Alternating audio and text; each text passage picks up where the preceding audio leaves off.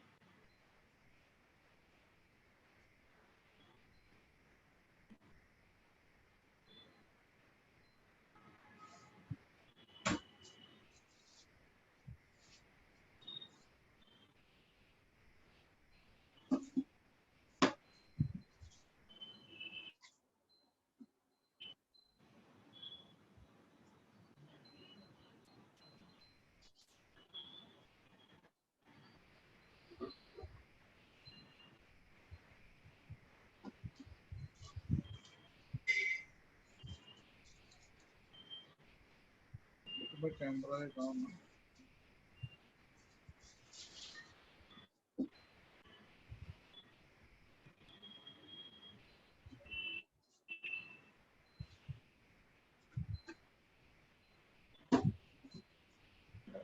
Dr. Singer, are you able to Yes, yes. see the I can screen? see your screen. You just need to make it full. You have to go in that slideshow mode. Yeah, yeah, yeah.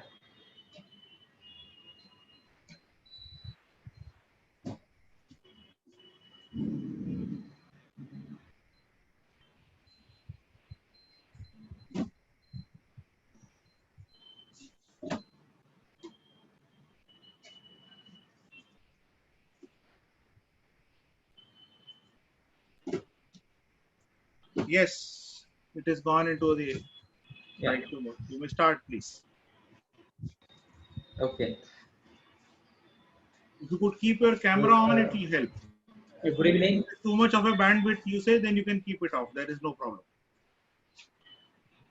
I think it is going very slow. That is, Okay, okay. Then keep it off. Okay, no problem. yeah, yeah.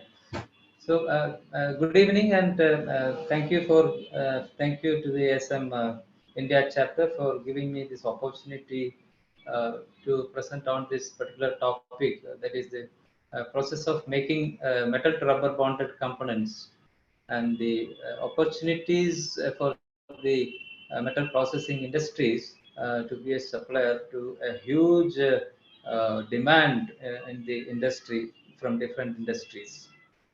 So before going into the topic, I will start working in IRMRA. I have just some 2 3 slides to show to introduce IRMRA. Some people must be knowing about IRMRA very well, but this is for the other participant who are yet to visit or yet to know about IRMRA. Just 2 3 slides. So it's an autonomous body under administrative control of DFA of India, and we have at present three centers. One is in Thane, that is the headquarters, and we have one in south that is near Chennai, Sri City, Andhra Pradesh, and another is in Sarpol, West Bengal. It's our east center. So our main activities, if you look at it, we are doing research and product development. That is one portfolio, and sponsored research for the industries. Then testing and certification for all rubber products, and including tire. And we do training and consultancy services, and third-party inspection services as well. Apart from that, we also do, like ASM has just entered into MOU with Mumbai University. We had three years before we had entered into a MOU with Mumbai University for MSc course in industrial polymer chemistry. That is going on. The third batch is present in our campus now. This is the some pictures of the infrastructure we have.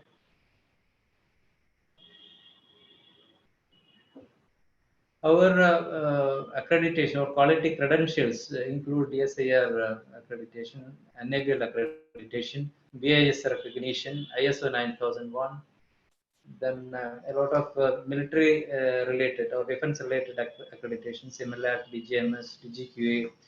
Then from some road transport corporations like MSRTC, GSRTC, JNPTS, uh, Port Trust. These are all some recognitions and approvals to the our organization.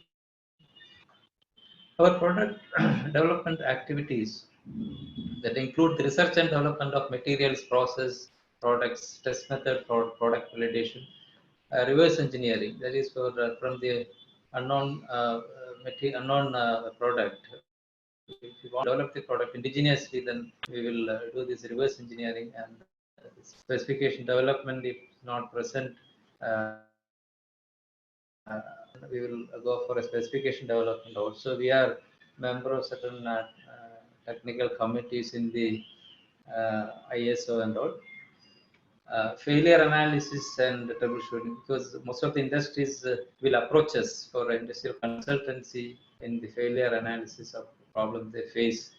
Then indigenization import substitution is a major portfolio that is mainly by the defense sector and the nuclear sector, also some other railways and some other organizations also. Then we give the storage service life prediction. Suppose some that is for the new product development for or even for existing products also we do this.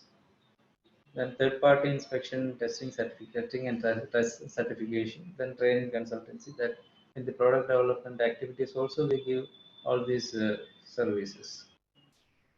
So when we come to this today's topic of metal to rubber bonded products, so mainly if I categorize this product, then the major application comes into shock and vibration isolation. Then the second one is in the fluid sealing, that is the gaskets and valves. There are other small applications also, but these are two major things. And if you look at the consumer industries sectors, most of the industries are no, requiring this type of metal rubber bonded items. Especially the automobile, the shock absorbers are there inside, the ceilings are there inside. In railways also, under the wagon coach or in below the tracks. Uh, then even in railway bridges or bridge bearing pads, so a lot of rubber to metal bonded items. Oil and natural gas is one of the major applications. Petrochemicals.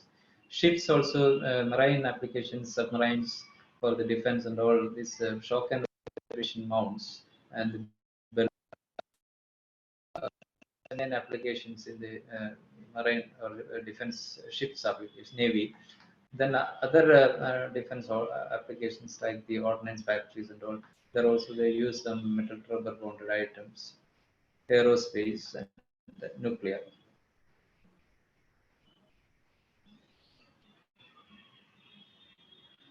Then what are the advantages of this metal to rubber composite? Say if you use only metal, what is the Excuse drawback? And if you me, use Setu. rubber, what is the drawback? And Mr. yes, Setu Madhavan, just excuse me. Could you speak a bit louder or bring the microphone yeah, closer? I can. Huh? Yeah. Okay. Thank you. Oh, okay, now it is okay. Yeah. So, what are the advantages of this rubber to metal composite? That, what if alone if we use metal, what is the disadvantage? If alone what we use rubber, what is the disadvantage? So when both are coming to synergy, then what is the advantage we are going to get? That is the strength and rigidity and load bearing capacity of the metal. That is the from the metal part what we are getting, and from the rubber part where we are getting is the flexibility and elasticity of the rubber. So this vibration absorption or the shock absorption or damp shocks and vibrations, then flexibility and elasticity of the rubber takes the part. But at the same time, there will be some equipments mounted on these metal bonded items. That the weight of the equipment, it maybe comes into tons also. That is carried by this metal. So that rigidity and load bearing capacity of metal comes into play over there.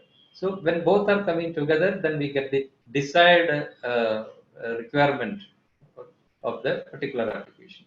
So if we take a particular example of this shock and vibration isolators, what are the properties we look into from these metal to rubber bonded products? One is the load deflection. So under certain load, that equipment load, how much it deflects, it should not deflect more or less. Then the property, that absorption, vibration absorption property will be affected. The natural frequency, see, it has to be in a particular range, a particular region. So it will above that natural frequency or vibrations around that will get dampened or absorbed by this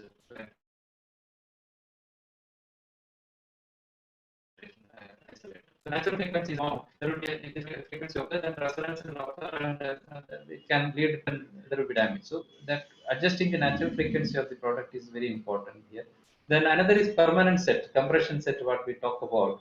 That is it's a major property in mount as well as the ceiling also. Then vibration, so how much it can withstand. That's a number of cycles it has to withstand.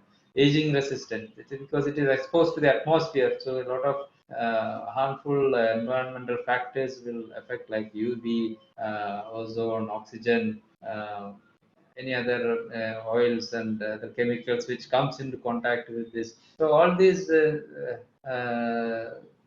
factors has to be resisted by the product. So it should have that aging resistance, chemical resistance, static strength. Say maybe 10 to at least 10 times of the particular load it has to withstand what it is supposed to work under. So into 10, that means that should strength, that much strength it has to have. Then fatigue test again, number of cycles, and when it gets damaged, then that number of cycles it has to achieve, that minimum cycles. Then this you can see some products over here which we make in rubber. I mean in IRMRA. So some of the products I am just showing here, so that as a metal processing industries people are there, then they can have a look at it, and if they are interested, they can also come in contact with us for this supply of this, because we are also facing a lot of difficulties in getting the right quality and at the same the reasonable price of these metals, with the, and also timely supplies and all are sometimes very much affected. So we also look for better suppliers for these metals. So if you look at the first photograph, uh, it's a type of mount, and if you look at the metal parts which goes into that product, just right to that, you can see there is a bracket, there is a clamp, there is a bottom plate. This has to have some quality as per some standard that also to be achieved, and test reports with from an enabled testing laboratories also required.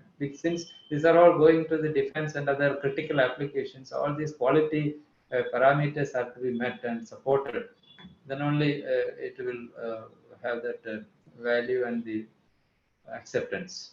Then if you see the two photographs at the bottom, that is another type of mounts. They are all high load bearing capacity mounts with it's a cast made by casting method. It's also very critical where the quality by the radiography and other things comes into picture. So for all these products, sometimes we face a lot of supplier quality issues, and we are getting a limited suppliers in these categories. Again, going into some other types of products, it's another mount. You can see them all the four photographs. All are shock and vibration mounts. All these have very large amount of metals present in it, in that, as a body and as well as inside also the metal parts are there.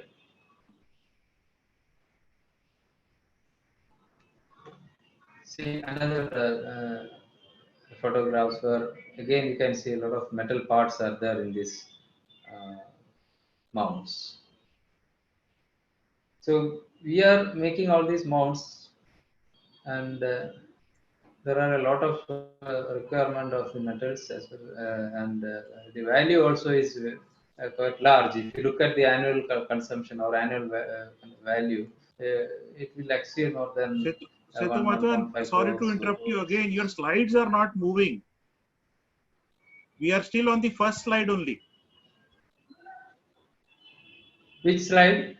If we are still on Oh the my first God. slide only.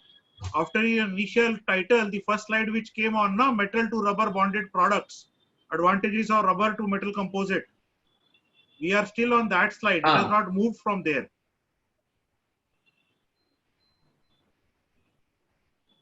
I don't know, but my Possibly what you have to do is if you go to the green button which is at the bottom, share screen, choose this screen, choose this particular window where ah, you are. Go to share screen and choose this particular okay, window, because initially it was moving, then something happened. I see.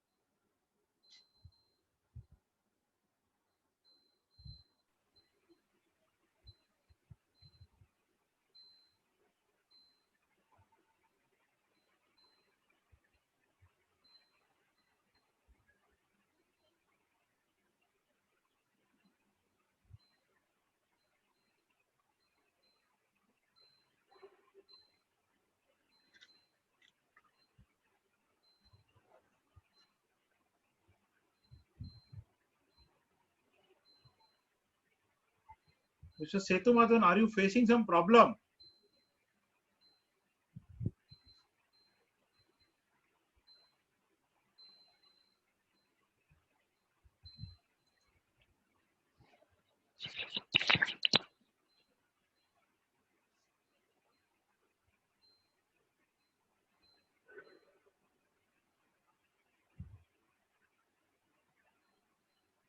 I think you can leave and then rejoin again. Otherwise,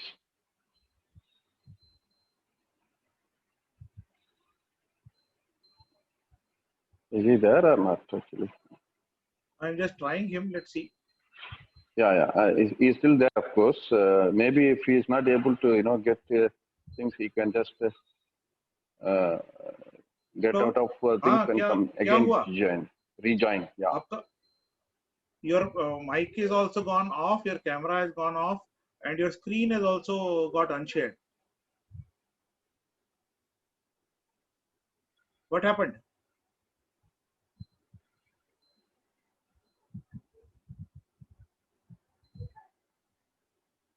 Okay, how big is this presentation? Is it very big?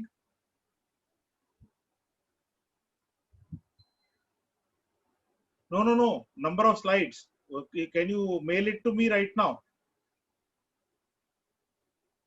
Can you mail it to me right now? Then I can put it up for display here. And you need to only talk then. Just do that.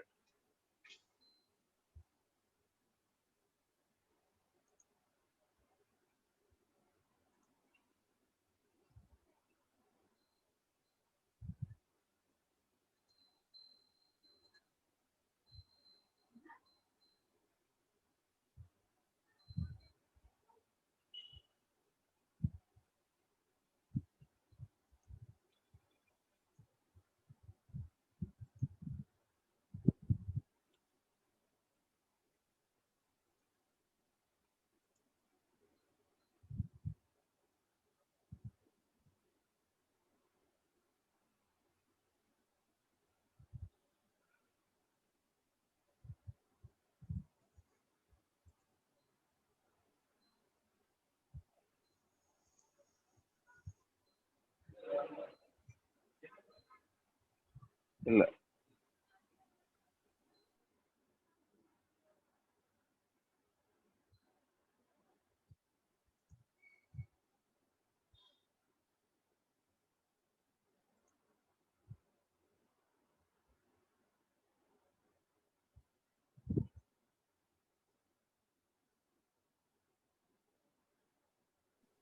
He is still on mute actually. Yes, he is Has he still on mailed you? mute and he has not sent Uh-huh. me anything also. Mhm. Setu, could you just unmute yourself first? If you can hear me? So that we can hear what is update, whether he is sent or not sent.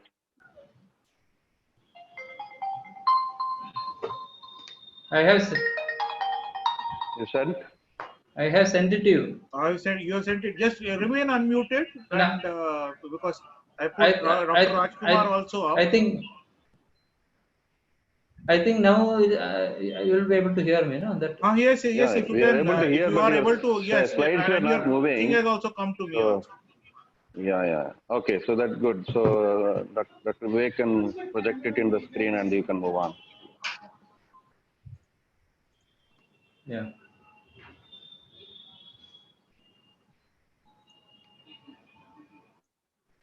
Host disabled attend screen sharing.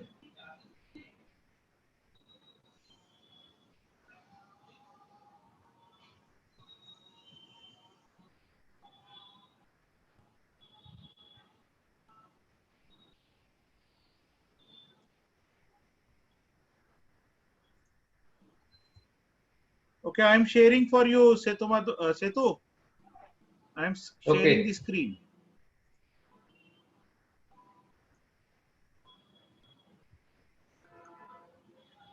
Which slide should I go to? Where it stopped, you remember, no? No, for us, we were still on that slide only. See, these slides all happened. Okay.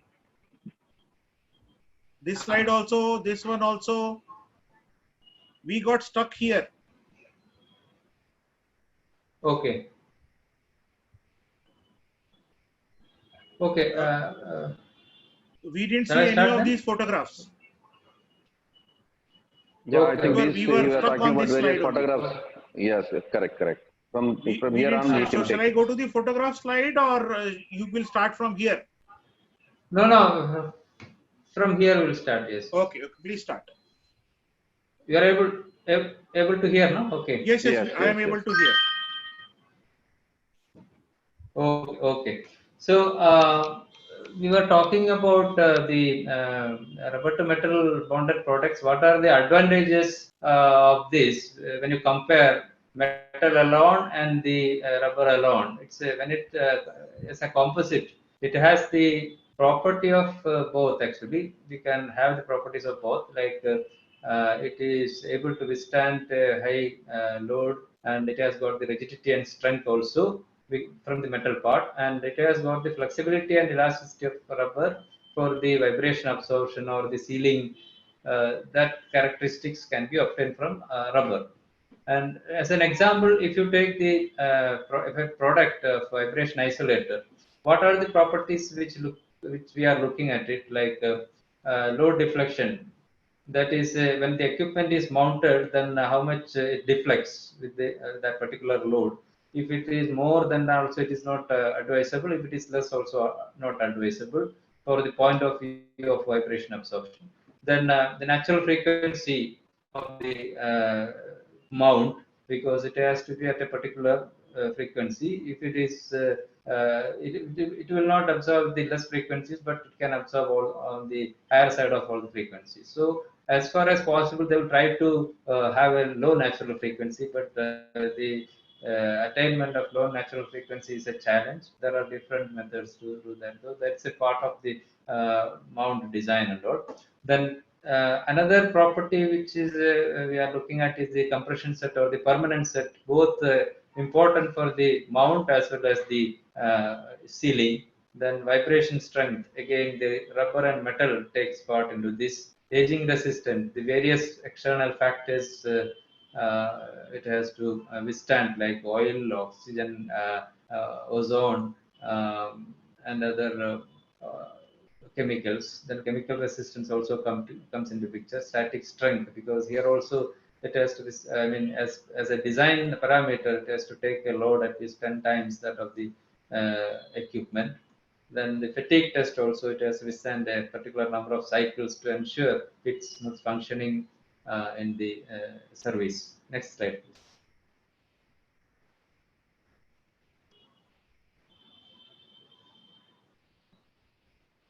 Yeah. So if you look at these pictures, these are certain rubber to metal bonded vibration mounts, which we in IRMRI we developed, and we are also making continuously almost every year.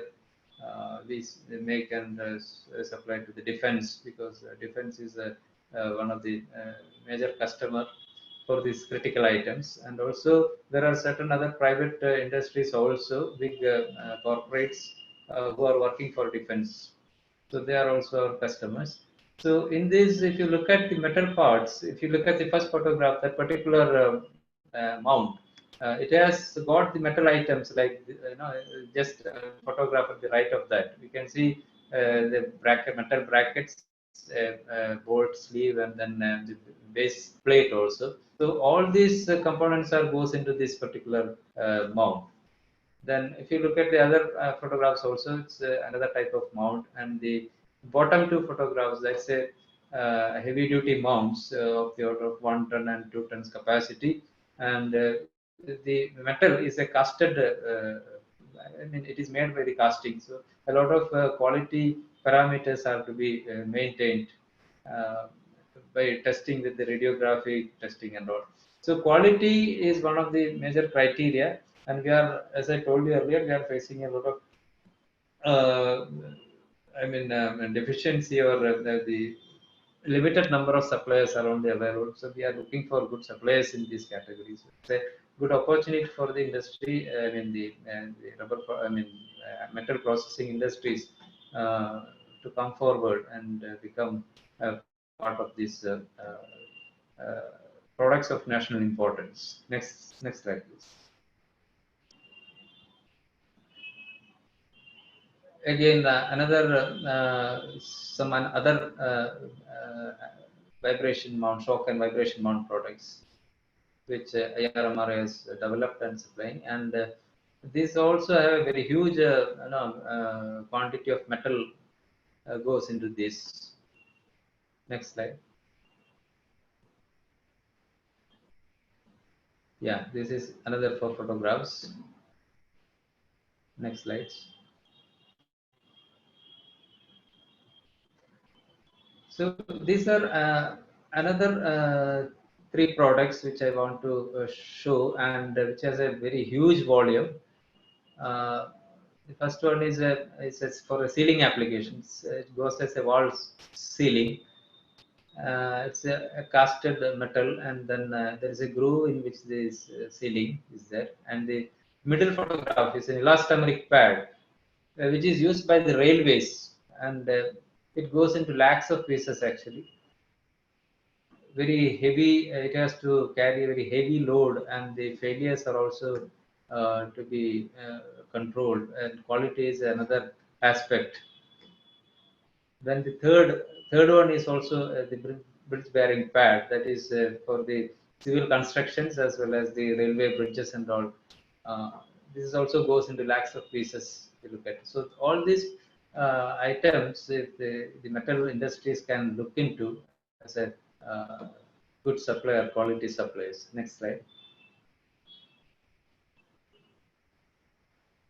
These are not rubber to metal bonded items, but just I am showing it to show that there is a metal component, and which are very important and high value also. The first one is a bell where the gunmetal is used. Its value is very high.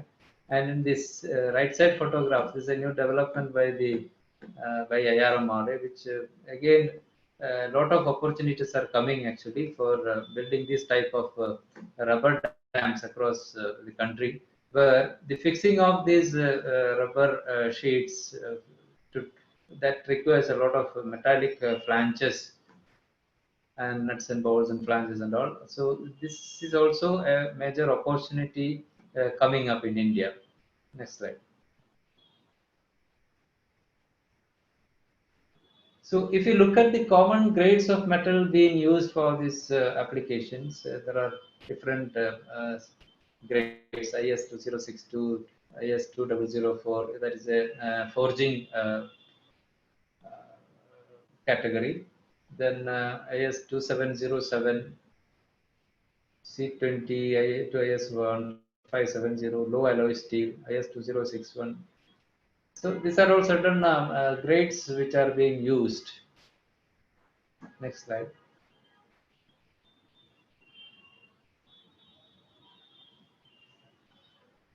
So if you look at the metal forming process, I know you people will be very much aware of this. And just one or two slides I am showing that three major metal forming process adopted in these products are forging, casting, and fabrication or machining. Next one. Forging, it is by hammering the hot metal. You are taking into that particular shape. It can be an open forging if it is of a large component to be made. It can be an open forging, or if it is a small component, then it can be a closed forging with that particular shape. So we have both categories in our products. Next.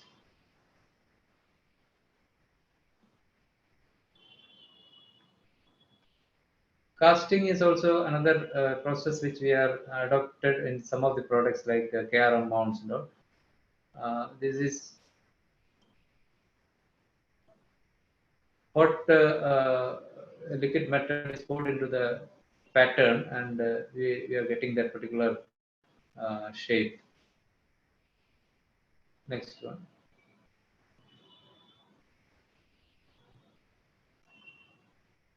Another one is the machining or fabrication, where we use a lot of operations like drilling, milling, turning, boring, bending, grinding, and all to have that particular metal component suitable for, suitable dimensions and shape. Next.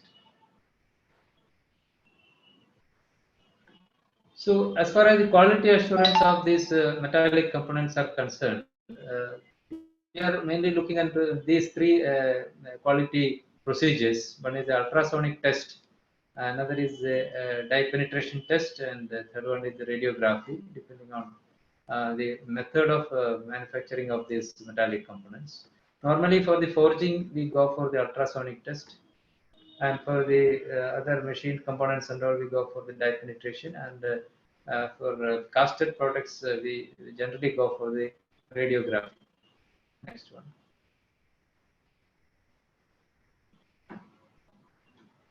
So this is a simple technique where if there is a crack on the surface, then you put this dye, liquid dye onto the surface, and then after some time you just wipe it off and apply some a developer on the surface, and if there is anything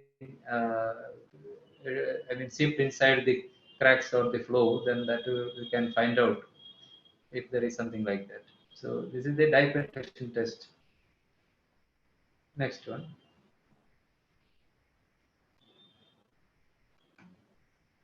In the ultrasonic test, we know that high frequency sound waves that is used for locating the cracks or any defects inside the metal is used for the forged items. So depending on the level of ultrasonic test will vary depending on uh, the product shape and the size, and the angles, and what type of probe is to be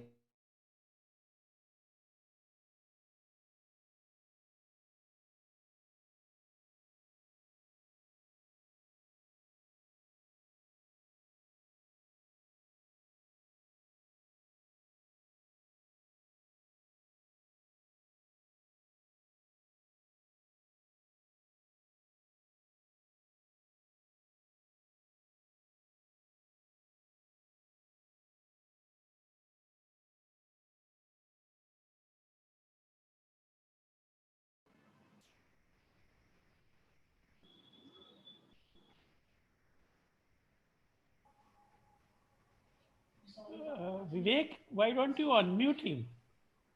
He is not audible. Who? Everybody is unmuted presently, sir.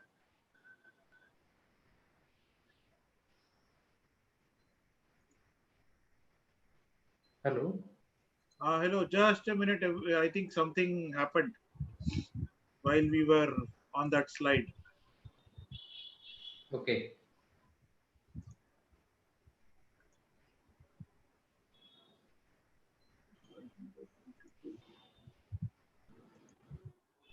Yeah. Okay, you can start. Yes.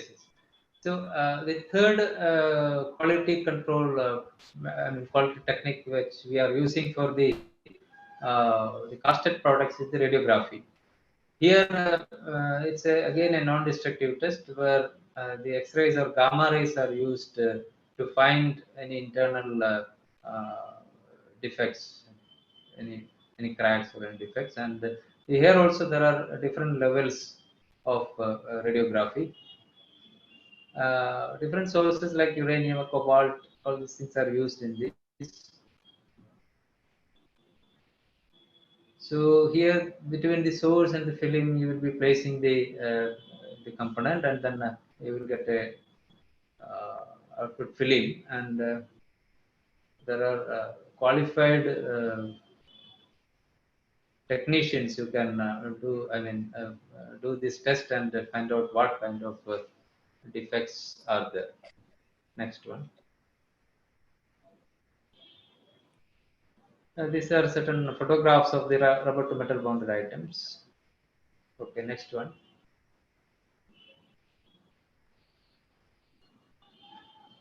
So the main part of it, that is the bonding of rubber to metals, how we are doing it.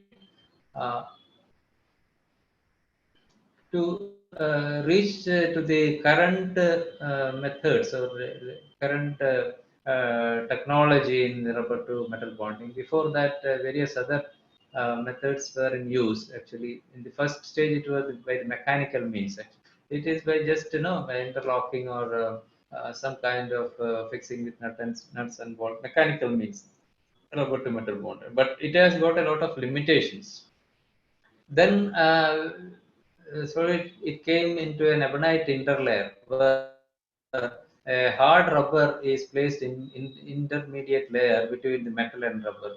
So the hard to hard, that means there is a preferential bonding if you use a hard rubber to metal.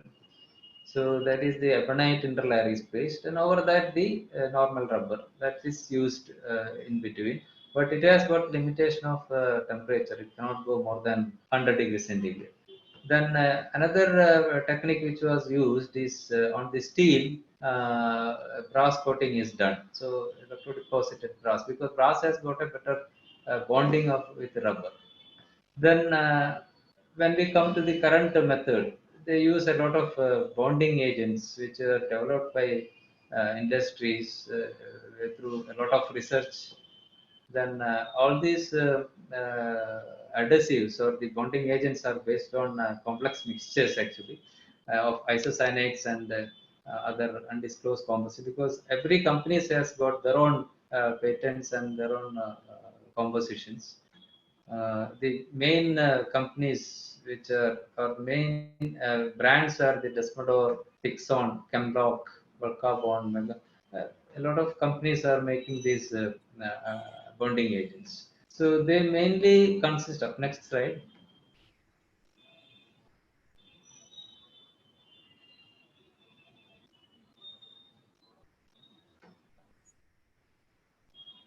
These bonding agents mainly consist certain polymers and some organic compounds and some mineral fillers like silica and all dissolved or dispersed in an organic solvent system. It can be an MEK system or it's some other solvent like toluene and all.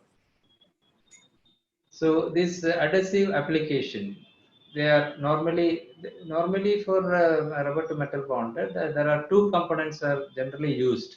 Uh, these are applied by brushing, spraying, or the dipping process. So, for example, two components, meaning like in paint, also we are using primer and a cover. Similarly, here also there is a primer and a cover. So as an example, Chemlock 205 made by Lords Corporation is a bonding primer.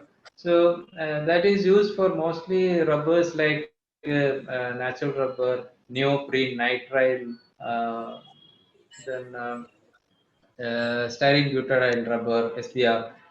These general purpose rubbers, they normally use this kind of primer and cover. That is Chemlock 205 and Chemlock 220 as the cover coat.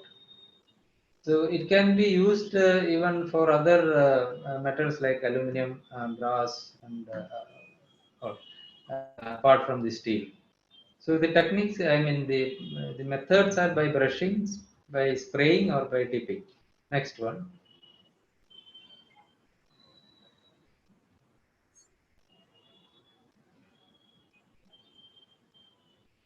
If you before going into the this bonding agent application, another most important part is the metal preparation. So in order to avoid any failure or a better bonding, we have to avoid these things like presence of oil, grease, any scale due to corrosion, or any other dirt or other particle contaminants. All these things have to be removed from the metal surface. So there are different techniques for removing this. You can use a solvent vapor bath. If you place this metal in a solvent vapor bath, heat and solvent, organic solvent, then this will dissolve all these oils and grease and other things. Then to remove the scales and other particles and other impurities, then you can do a mechanical grit blasting or a sand blasting operation. Then another thing is the a conversion coating on the metal surface using a zinc phosphate or manganese phosphate. So this is again the next slide, please.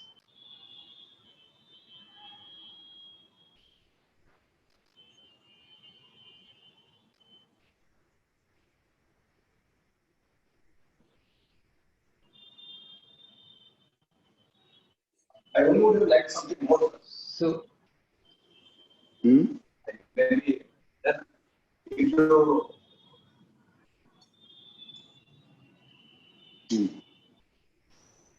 Yeah, tell me. hello, we are selling material. is it audible? Am I audible? Any problem? No. Please continue. Somebody was talking and his Yeah. mic was on. Okay. Yeah. Okay. So if you look at this phosphate conversion coating, this is after cleaning the metal in the alkali or the acid medium, then we apply a crystalline coating of this zinc or manganese phosphate over the surface by dipping into the phosphoric acid with the zinc salt and all. So this will give a crystalline coating, which is more advantageous for the bonding agents to make a better bond. So it will act as an absorbent substrate, and it will hold the bonding agent onto the surface. That is the advantage. Next slide. So if you look at the phosphate conversion coating, you can see the surface, the change in the surface. The first one is without phosphating, and the second one is the phosphated. So it turns into a dark gray color. Next one.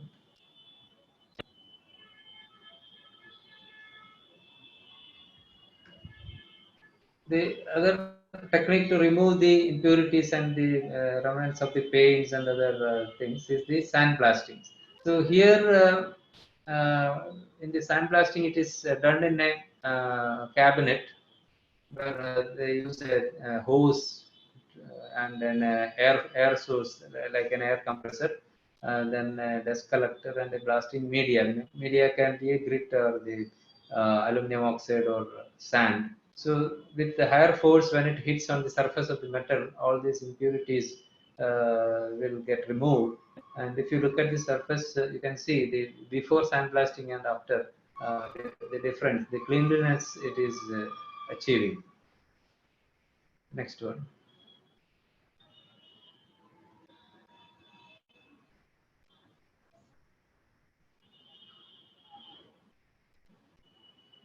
So now come to the bonding agent. What are the precautions we have to take while handling as well as applying this bonding agent onto the metal surface? So after cleaning, this is the second operation. So after sandblasting of this or this zinc phosphating, you have to keep it in a very safe condition that it should not be exposed.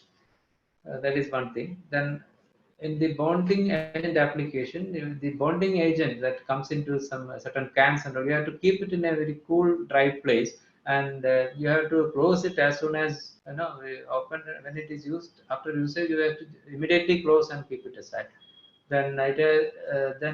Before application, you have to stir or agitate this primer as well as the cover coat also. That can be done by hand or can be using an automated stirrer or an agitator. You can use it. So this will ensure a uniformity in the dispersion. Then while applying also the coat applied should be a uniform, covering the entire surface, and there should not be any runouts or the tears. Then if you use a brush or roller coating, then the best bond can be by uniform and complete surface coverage. So take care of that. If it is by dipping, then the withdrawal after dipping, when you take it out, it has to be slowly so that there should not be any tears or drip edges present in that. Then in the spray, while spraying, you have to make sure that it has to reach the metal part. This bonding agent spray. So if it is not reaching before the metal, then that poor adhesion result. It will not get enough complete coverage, or there will be problems. Next one.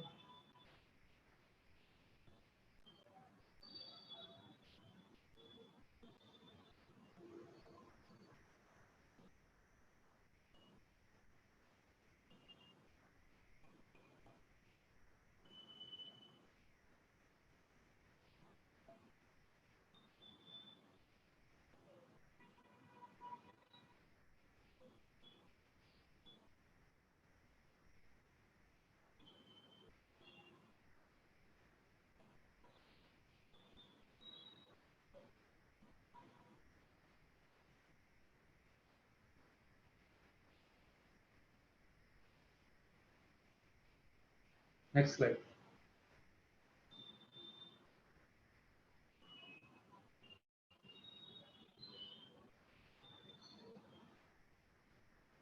You can see the screen. Yeah, you can make it bigger actually. That is It's not in the presentation mode. I think I have done something. Okay, let me retry it. This is slide 31.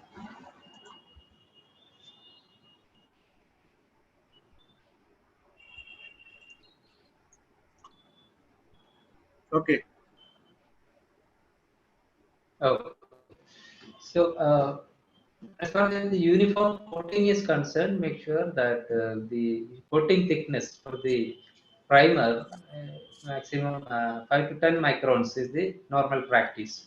And if you look at the cover coat, it is about 25 to 50 microns. Then how much time we have to dry this? About 30 to 45 minutes is the time for the primer. So after drying the primer, then only you have to apply the cover coat. So after cover coat application, then the drying time is about 45 to 60 minutes. Then you can shorten this time by heating it in a hot air oven or something like that. But it is not normally recommended. But if it is production is demanding that, then you can go for a moderate heating, maybe about 60 between 60 to 90 degrees centigrade. But it's better to keep it at a lower temperature, because it is always recommended that this bonding agent and the rubber has to cure at the same time. That gives a better result. So if it gets cured, premature cure of the bonding agent layer, then the bond strength will not be obtained. Next slide.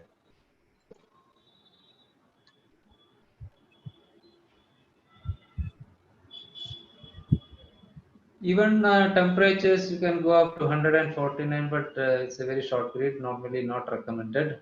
The metal temperature also should not exceed more than 80 degrees centigrade. Then the best method is you can have an airflow at minimum temperature. That gives the best result rather than the temperature airflow with at lower temperature. So our aim is just to remove that vaporize that solvent which is present in the bonding agent and make it dry. The next part is the curing. That curing should not start. So that has to start with the rubber curing. And humidity control is another important aspect, especially in the rainy season when the humidity is high. And when this bonding agent dries, there is every chance that the water condensation happens because as it evaporates, cooling of the metal will happen. So where there is every chance of water condensation. So if it happens, then it is better to dry it before drying in an oven before using it. Next one.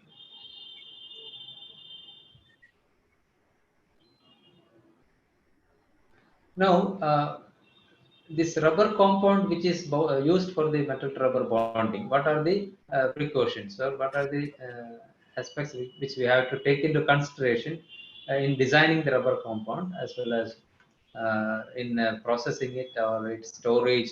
All these are important. So, for a better bonding, this rubber compound has to flow very freely on the metal bonding agent applied metal surface. It has to flow and it has to wet like water. No, we know that when you put water on the surface, how it wets. So that much wetting will not take place, but at least this also that intimate contact with the metal surface is very much essential. That we call it as wetting. So that is required. That will happen only when the viscosity is less. If we store it and then you take, store it for a long time, take the rubber and then if you mold it, that flow will not take place easily. So before that, you have to just mill it and make it softer and then use it. That is the meaning of this free flowing stock. Then excessive heat during the preparation of the rubber compound is also to be avoided because excessive heat means the vulcanization. The rubber curing will start or the scorch will happen. Again, flow will get affected. So while milling before putting into the mold, then we have to do it on a room temperature mill only, not a heated one. And avoid excessive amount of oil or wax compounds inside the rubber because it will with oil and wax that it is detrimental to the bonding, so we have to take care of that. Then mixing technique we have to use which gives the maximum dispersion. So for example, Banbury mixing or internal mixer give better dispersion of ingredients into the rubber. So if it is better dispersion means better bonding. Then after that we can mill it for the freshening of the surfaces or making it softer before application. So when the rubber compound, while designing it, you have to make sure that it has got adequate scorch time. Scorch safety means when the rubber starts curing, the viscosity increases. So the scorch time is the time where the viscosity increases by 2 units. So till that time, that window we have to keep it off more and more, especially for the rubber to metal bonding. So while designing the rubber compound, make sure of that. Then, as I told, that wetting of the metallic surface, that is mainly the viscosity of the rubber compound. Next one.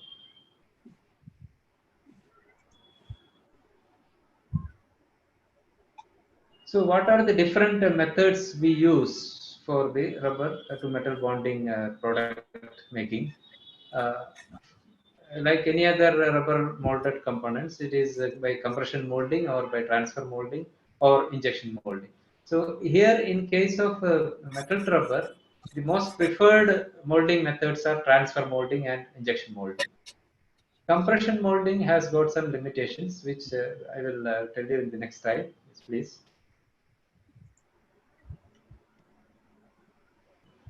So this is the outplay of the compression molding. If you see that, it is done in a hydraulic press, where you can see in the middle there is a mold is there. There are two platens, bottom and upper platen. Then hydraulic cylinder is there. Between the upper and lower platen there is the mold. So that mold has got that particular cavity where we will place the metal and the rubber. So if it is only metal, only rubber, then only rubber will be placed. So you can see in the left side schematic diagram, the rubber blank is placed in the cavity and then the mold is closed, and as it closes it takes the shape of the cavity, and it is kept under temperature and pressure then for certain period of time. That is what we obtain from the Rio graph. That was particular temperature and time we have to keep, then we will get the optimum cured product. Next slide. So in this compression molding, the disadvantage for metal rubber bonding is that if there is a loose metal component inside the cavity, we place it, then during the compressive forces, there is a very chance that it may get dislocated. So that is one disadvantage of compression molding. If the metal components are very plain and in place inside the cavity, then there is no problem. If it is a loose metal insert, then there is an issue. So in such cases, we use the next technique, the transfer molding or the injection molding. Here you can see that the mold is closed before itself. We keep the metal components and close the mold, and the rubber is from a transfer port which is above the mold. So with a plunger, using a plunger, the rubber is forced through a sprue or a runner inside the mold cavity, and it fills up the mold cavity and you will get the product. Here the advantage is the metal components which are already present in the closed cavity are placed in its position. So it will not get dislocated, and no, this rubber will go every nook and corner of this, flow into that, and then you will get a better bonded product. So here also we are using the hydraulic press only, but only the mold is a little bit different. There is a transfer port above the mold. Next one.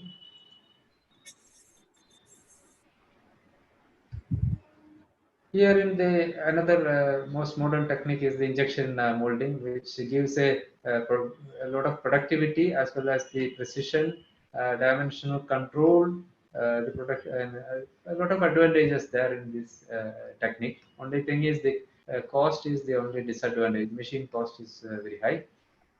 Here actually what happens is the rubber is fed in the form of a strip, and using it is pushed forward with the screw, and then it comes to a place, and then from there it gets injected into the cavity. So you can see that the mold cavity is already closed here. Then the rubber is injected into it. Next one.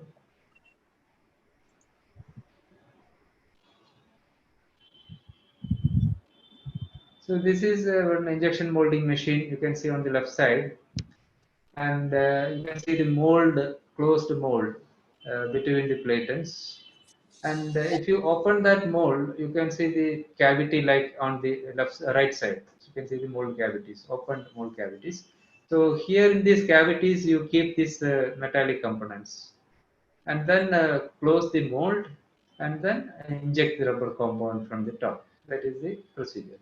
So here there are runners in each of the cavities. There will be runners, small runners, and the rubber flows into each cavities, and it takes only what is the quantity required. That only will take, because everything is programmed in this. You can program the quantity of the rubber compound, the temperature, the time, everything is programmed in this machine. That is the advantage.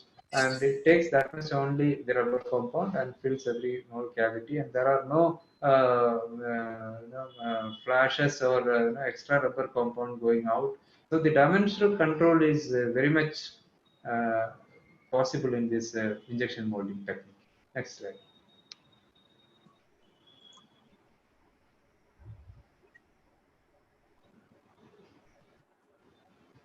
So in the rubber molding, what are the precautions we have to take? Is that when the maximum adhesion or bonding is obtained, when the rubber compound is totally cured, that is the optimum curing is done. If it is under cure, then there is a problem. If it is over cure, also is a problem. So you have to make sure of the optimum cure that we can obtain from the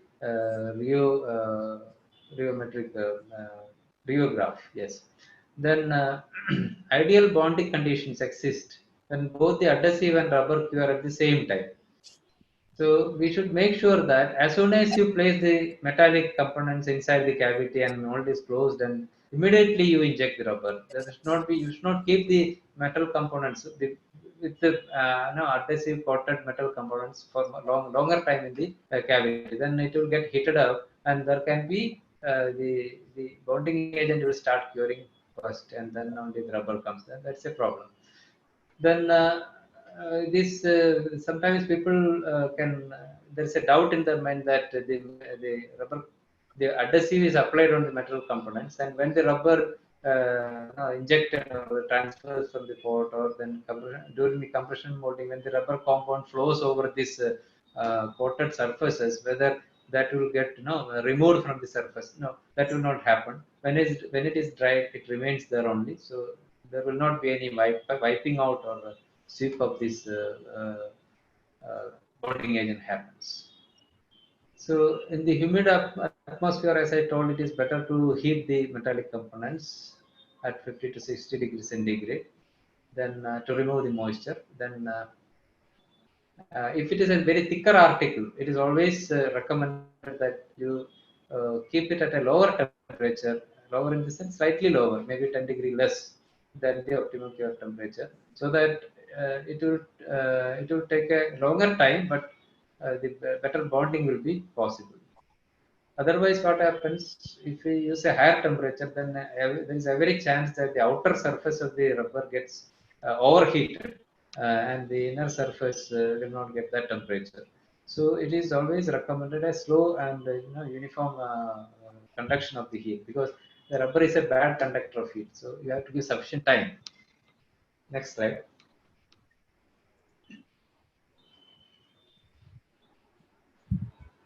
So this is the rheograph, which is used for the consistency of the rubber compound, the batches which we manufacture. Because before going for the molding, it's always recommended that every batch you run this rheograph and see the curve pattern is the same for all, so that you can assure that the compound dispersion and the score safety and everything is okay, and it is repeatable.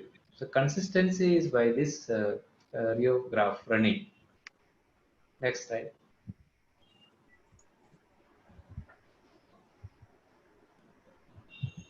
And there are certain other techniques also we can use instead of applying this bonding agent. There are another techniques you can inculcate this self-bonding inside the rubber compound itself by adding some special ingredients like cobalt salt, or by resorcinol formaldehyde donors into the some kind of resins and all inside the rubber mix itself. But here the problem will be it will not distinguish between the metal component or the mold. So for the rubber, it both are same. So it can stick to the mold as well. So the mold opening and taking out the component will be difficulty if proper amount of release agent is applied on the mold surface. So when you use this technique, make sure you are using a good release agent on the mold surface. Otherwise, it will stick to the mold also. Next slide.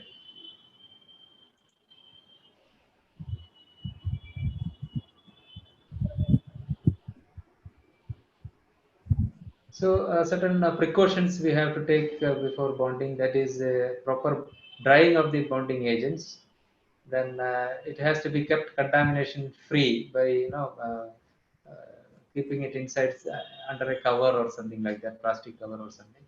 Then when you're handling it, you have to avoid the bare hand handling with bare hand. Always try to use some gloves because this that our skin that produces a lot of secretions or oily secretions will be there, this sweat and all perspiration. So that is also very detrimental to the bonding of rubber to metals. If it, so use gloves always. Then use a delayed action vulcanizing system for this coarse safety in the rubber compound. Then use rubber compound of suitable flow properties or rheological properties. Then while removing the product from the mold after the molding, make sure that you should not remove it in the very hot condition because full bond strength is not developed in the hot conditions. So slightly allow it to cool for some time and then take it out. Or it should not it should not hinder while taking out. It will get tear off, or if it is not smoothly coming out, you have to wait for certain cooling, some time for cooling. Yes. Next slide, please.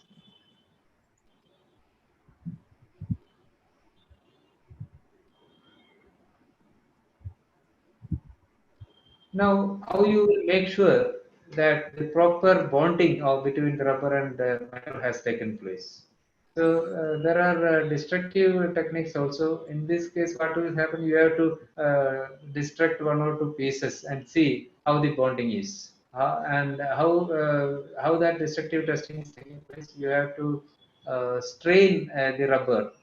Strain the rubber some factor of 2 to 4, then the working strain. If it is of tensile kind of application, then you strain it more than the working strain and see that the rubber is not coming out of the metal piece. Or even if it comes out in the sense, it should not come out of its own. The failure has to happen in the rubber, not between the interface. That is the condition. Then non-destructive test is this ultrasonic testing, like in the metal what we have seen here. For this also we can use this ultrasonic test. This will check the continuity of the interface. That means the rubber metal proper the coverage of the metal, that there is no in between uh, entrapment or any other flows are not there. That continuity is to be determined. That can be done by ultrasonic testing also. Then another technique is that is a non-technique. There we make a separate test specimens to find out what is the bonding strength. So there are ASTM and IS methods are there, test methods, where we use some metallic strips and then mold it at the same temperature and conditions of the product, and then you pull the rubber out of the strip and see how much force it can withstand, or the failure is within the rubber, not between the layer. Next slide.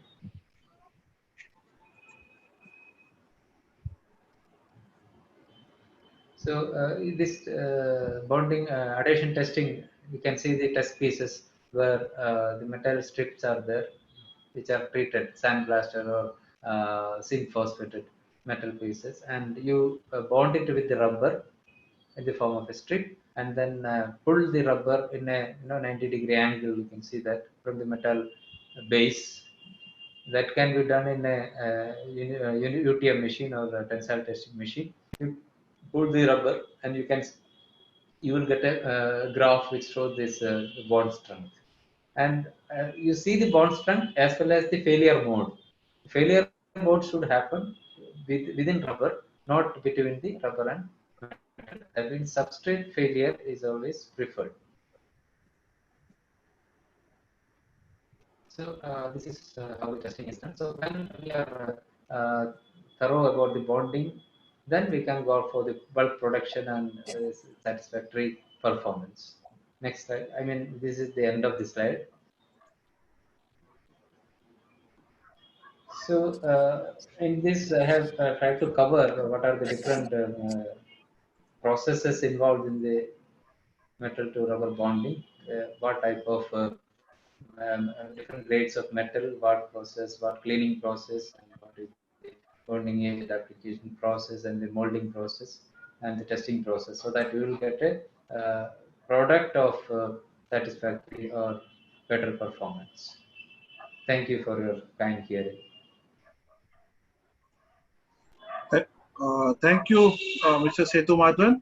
We can now take a few questions from the audience. You can unmute yourself because there are not too many of us. If you would like to, you can unmute yourself. That facility is on. You can unmute yourself.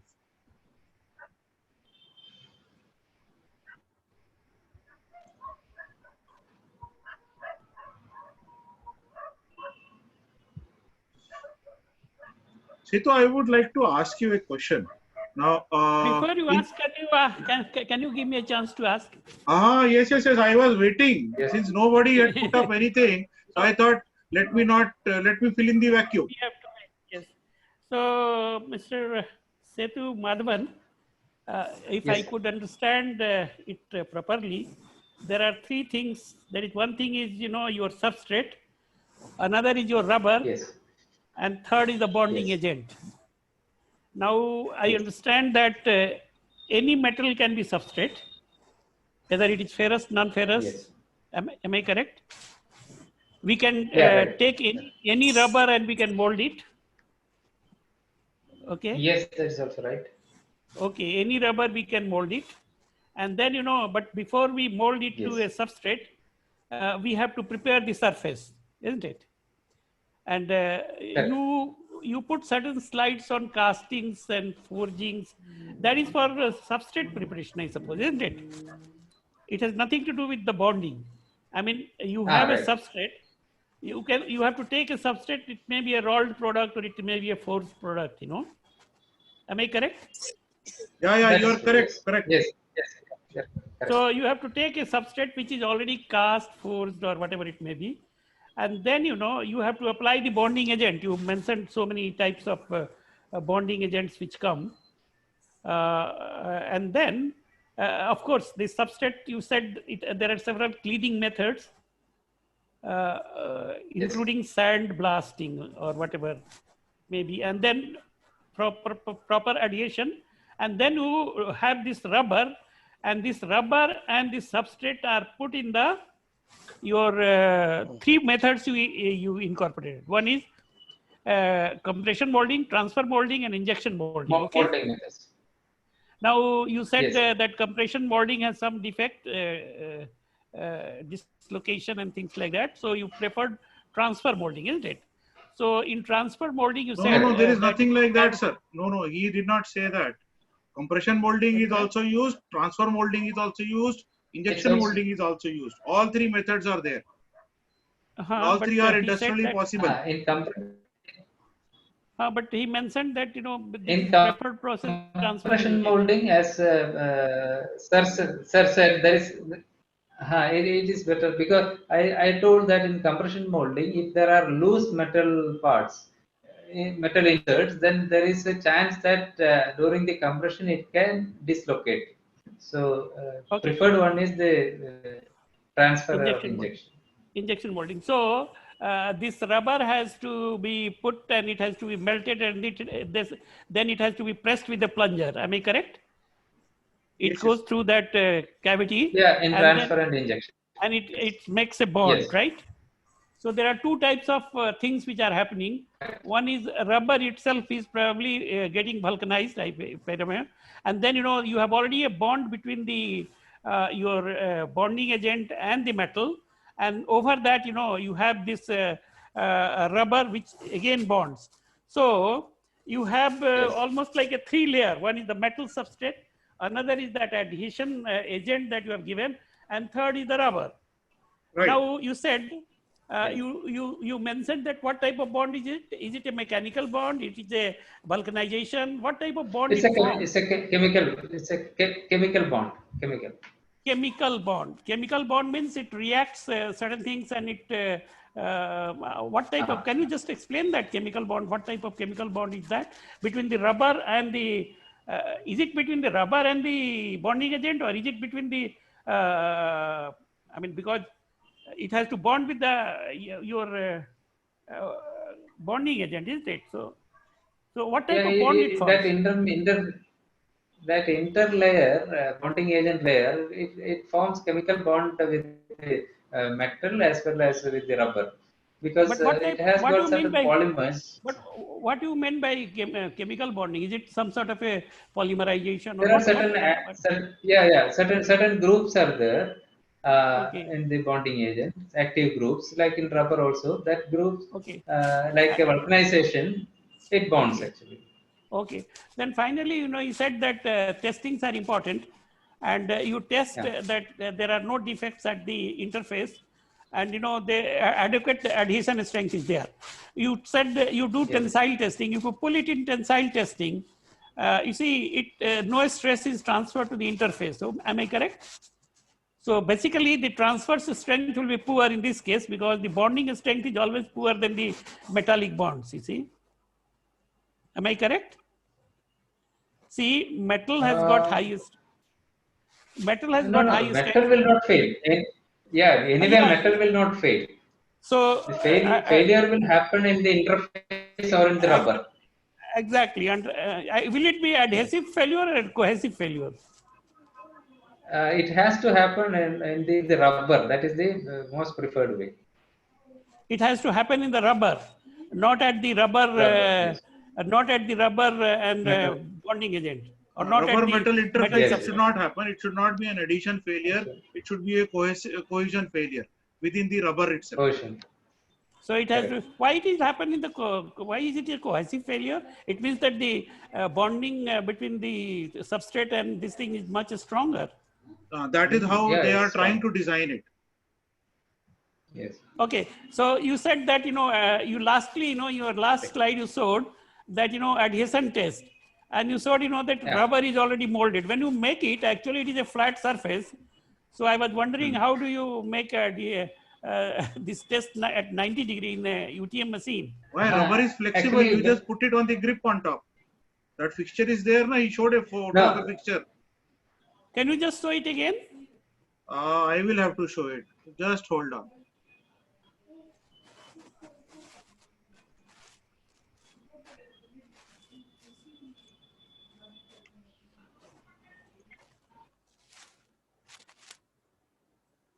See here.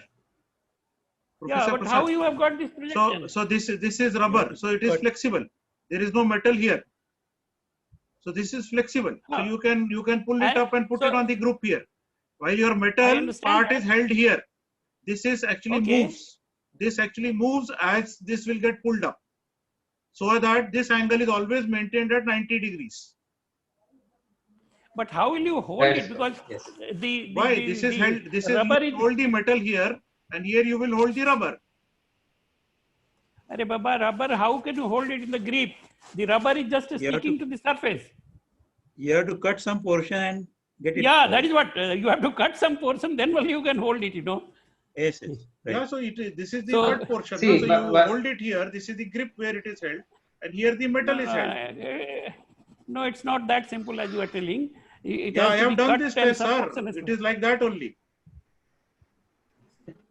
No, when you make these strips, you make sure that some part of the strip is not bonded to the rubber. It is only Exactly. Yeah, remain that's as what. a strip only. You can Yes, that keep, is the you some part can, is not bonded, and therefore you can pull it up. Okay. you, So you, one you part will keep be. some release paper or some release paper as an inner layer in Okay. between. Okay. You are Yeah. talking of Yeah. what is That is. there behind this. This part of there is no metal here, or there is no adhesion here. You prevent adhesion here. Okay. There is no This addition is there rubber. because he When it puts is certain. molded, it is totally flat. And here there is no adhesion. The adhesion is only in this much area. So you can take it Correct, up correct. and hold the metal here and hold it in the grip here and pull it. And then And have a the last mechanism by one. which it remains at 90 degrees by this moving continuously. This is there as an ASTM method, sir. It is available. The grip is also available in the ASTM. I know, Vivek, I know everything, that how it is, grips are available. I will, just for the people, they may not understand, as he said, made it very clear that you see, he will make certain portions, which is not making any addition, and therefore he will pull that and then it is okay. Okay, because anyway, that is now clarified. And what is the, and how much strength you got? How much strength you desire for? That What is depends on the normally application. There is no single value there. but there may be Normally we range, can get about yes, sir. Let him answer. We will He has get done about it. So, 15 to 20.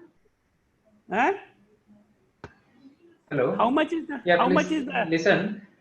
Correct. Can you Yeah. hear me? Can you hear me? Yeah, I'm hearing you. Please go ahead. Yeah. So Yes, go ahead. yeah, okay.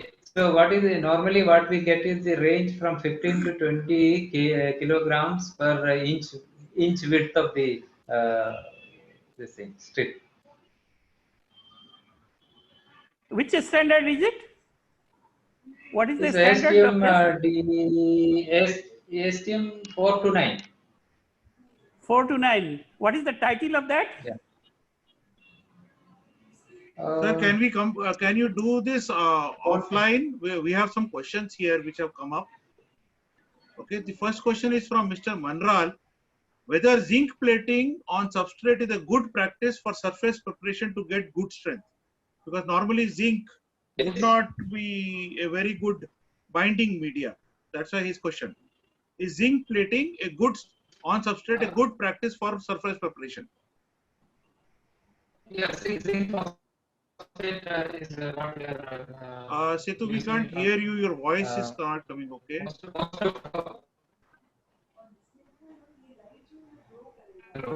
Hello. Yeah. Voice is not clear, please. Your voice is not coming clear, Setu.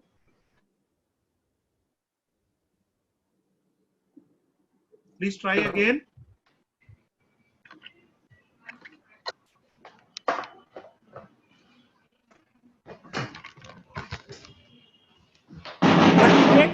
Vivek, why do you want to do zinc coating? Because it will increase the cost itself, No, zinc is being used in a lot of applications, sir. The cost I know is that. cost is a separate thing, but first of all, cost is a separate thing, but first of all, whether it is good for the getting good strength or not. Yes, Setu. Hello. Yeah. Yeah. Whether zinc plating on the substrate is a good practice for surface preparation to get good strength. Yes. Zinc phosphating is a not zinc phosphating, good method zinc for plating. getting a better. Zinc plating. Not zinc plating. I'm not plating is not permitted. It's zinc phosphating. Not. Okay. So it is. You are not talking of zinc plating. You are talking of zinc phosphating. Phosphating, yes. Now, in phosphating, zinc phosphating and iron phosphating, the two methods are available. So how do you, which one is preferred, and will iron phosphating give better results than zinc phosphating? I have not compared it, but we are doing normally the zinc phosphating. Okay. Is there any, okay, so you have no experience for iron phosphating, is it? Is that what you are saying? No. Yeah, I don't have that experience. Okay, the next question is from Mr. Manral. Is there any formula available to estimate likely strength that can be achieved in a joint based on rubber and its properties and metal joint width, type of rubber and type of adhesive, type of surface preparation method? Is there any formula like that where you can estimate the strength? There is no formula like that. When you make the rubber recipe, you have to take all the precautions like to avoid some of the ingredients, some kind of ingredients. That is one thing, and the right kind of a bonding agent, because different rubbers have got different bonding agents. The general purpose rubbers has got the similar bonding agent like natural rubber, neoprene, nitrile, and other certain rubbers, SBR and all. Same bonding agent will work. But for some other peroxide cure or some other type of rubber like Epidium or Viton, Hypalon and all, there are different grades of bonding agents. I don't know what is the difference in the chemicals and all, but that the companies who are making this, they have done a lot of research and come with that. Dr. Rajkumar. There are certain numbers are available. See, my question was basically, can I ask the question again? Yeah, please. My question was basically related to, I know that on a particular, my question basically, I know that on a part, this much load is coming while it is working. Now, in order to get that strength, I need to know what should be the width of the substrate, what should be the what should be the kind of adhesive to be used, and my rubber is this, or what kind of properties like tensile, elongation, compression side, hardness of the rubber supposed to be. So based on this, I want to have some assessment whether this joint is going to give me that strength which I am expecting on the part is going to undergo. This was my question. From these inputs, we will not be able to get it. There is no formula to assess that. There is some comment from Dr. Rajkumar. Dr. Rajkumar, could you elaborate on your phosphating comment, please? Dr. Rajkumar. Hello. Yeah. See, usually the zinc phosphating is done because we add zinc in the rubber compound also. So there is a compatibility and there is a good amount of bonding takes place. Iron phosphating we don't generally prefer it actually. It doesn't. It's not been the rubber industry practice.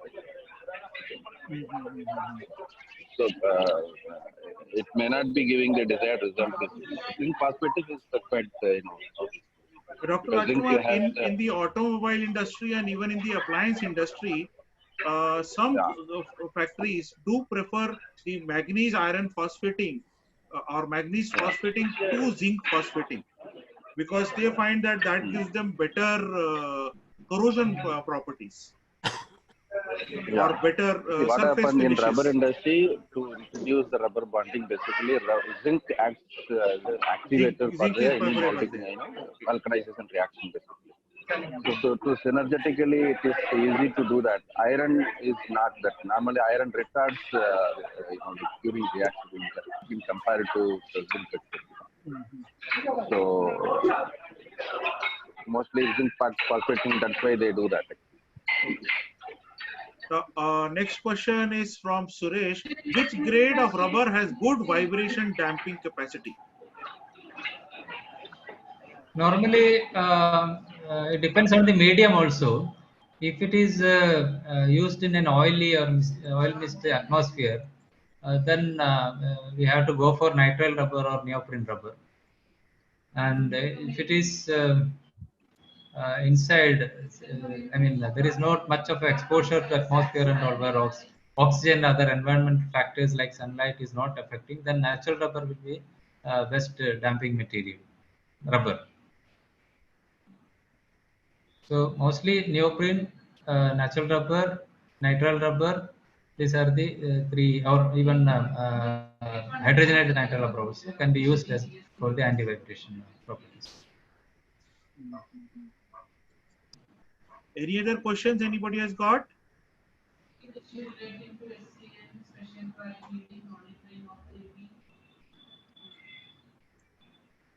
one question I have.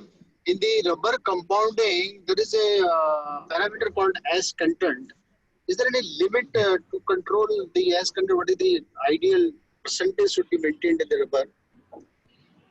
Yeah, for most critical and quality products, they limit this ash content to 5% or maximum 10% or. So this is the mineral fillers or which we add in the rubber compound. Certain things are very essential, like zinc oxide you cannot avoid because it is required as a activator to the curing action. But the other mineral fillers like silicates, silica, then aluminum trihydrates and all. So which normally people are using for cheapening rubber compound or some clay or calcium carbonate. These things should be avoided for quality product because it will hamper the strength of the material rubber and as well as the aging performance and all. So you can limit it by avoiding mineral fillers as the ingredient. Only use the required quantity of zinc oxide. So higher the S content means inferior the rubber. I mean, it will affect the quality. Yeah. I mean, the filler grade or Yeah. content is not correct. You Cheap. Yeah, you cannot say it. You cannot say it completely because there is one mineral filler like silica, which is as good as carbon for reinforcing purpose. So, if it is for certain property to be achieved, if you are using silica as a filler, then ash content is not a problem because silica also gives a higher ash content. Vivek, can we know the identity of Mr. Manuel, who is asking the question? It appears he must be from the rubber industry. No, he is from the automobile No, industry. sir. I know. Yeah. He's I from worked in the Escorts. Eicher tractor industry for around 40 years. Eicher tractor, Where? Eicher tractor, Eicher Tafe. Eicher tractor, Eicher Tafe. Tafe group of tractor companies. So I was in the material science department. I was dealing with all sorts of material testing and other things. So rubber was one of the major things. Yeah. Okay. So you are located in Mumbai? No, sir. I am located at Bhopal, but generally I am in NCR region. Okay, thank you. Can I ask maybe a last question? Suresh Yeah, Kanoja please. Yeah. Yeah, it may be a maybe vague question, but can we not have a bonding between rubber and metal without any bonding agent? Means, or what is the reason for not having such bonding? No, it's not a vague question. It's a very interesting question. Yes, Setu. We know all. Yeah. All the surfaces will not have that preferential bonding when it is comes into contact. That dissimilarity will be there actually. So if in your steel you have high sulfur content, preferential. if you have in your steel high sulfur content, then it is possible for the rubber to bond with the steel directly without any compound. Oh, okay. This was actually one of the reasons historically why ebonite or that thing formed initially. That's how they discovered that it is possible to form metal to rubber bonds. If you look at the history of this bonding. Okay, and still there are people and groups trying to achieve this. It is not that this has been given up. It is just that now we have methods by which you can work with low sulfur steels because steel people don't like sulfur in their steels. But in India, we have got coal which has got high ash content, So I think Indian steel will be very good for bonding rubber to steel that they manufacture. Yeah, but the steel may not work for the application that you are looking for. Okay. Thanks, sir. Thanks for the inputs.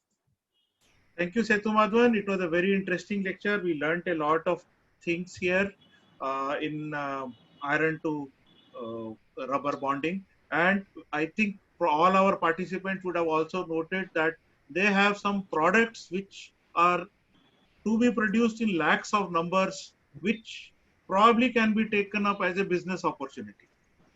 So you need to work with IRMRA. Dr. Rajkumar is a member for ASM.